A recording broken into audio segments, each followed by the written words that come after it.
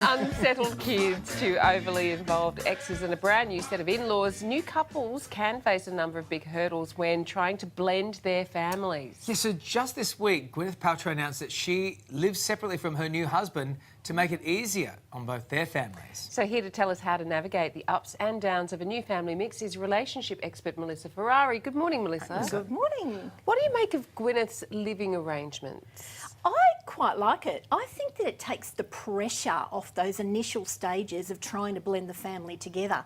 It's kind of letting everyone have some time to get to know each other, easing everybody into the situation. So I think it's actually quite clever. Sure, and if you've got a couple of mansions, why not use them? Yeah. But what are the most common challenges for just regular newly blended families out there that aren't multi-billionaires? Yeah, well, I think that generally what can come up is issues around exclusion. It's like sometimes someone feels left out. So whether it might be your partner or even a child, sometimes some psychological issues can even emerge because we all like to feel like we're important to the other people. So that's a big one.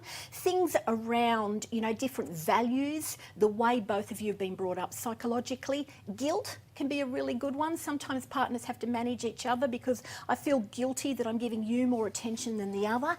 And it's just endless what kind of things that can come up. If a child isn't warming to a new parental figure, what steps can you take to improve the relationship? I think if you're the primary parent, make sure you're spending some really solid time with that child so that then they can start to feel safe. I'm not going to lose my mum or dad to this other person, that they're not going to be consumed by this other person, that I'll be forgotten. Psychologically, it's really delicate around these issues because we don't like to feel like, we're the one that's been put aside or unloved. So I think really building the safety of that relationship is important, and also being able to talk to your partner about it, and expect before you go in that this stuff's going to happen, and you and I better be good at being able to negotiate it, because getting away from it is probably not going to happen. Yeah, but it's hard, isn't it? Because the change is inevitable in these sort of situations, whether you've got an older partner coming into it or there's new in-laws. I mean, how do you manage this? Well, I think that you have to have a game plan. You do.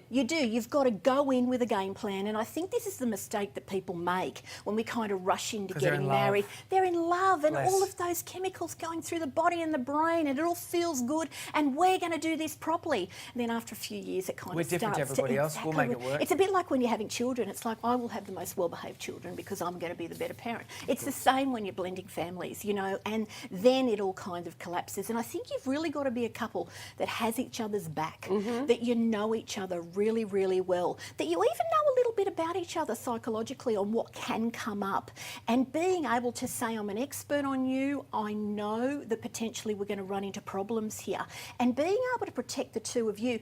After all, you're the king and queen of the domain, you've got to really create the lay of the land, so to speak. And so you two have got to be really connected and united, and understand there's going to be exes, there's going to be in-laws. There are people that are going to tell you that what I think you're doing is wrong, and that can be really, really hard to manage because people can be a bit judgy sometimes. Can they, though? They really can. Absolutely.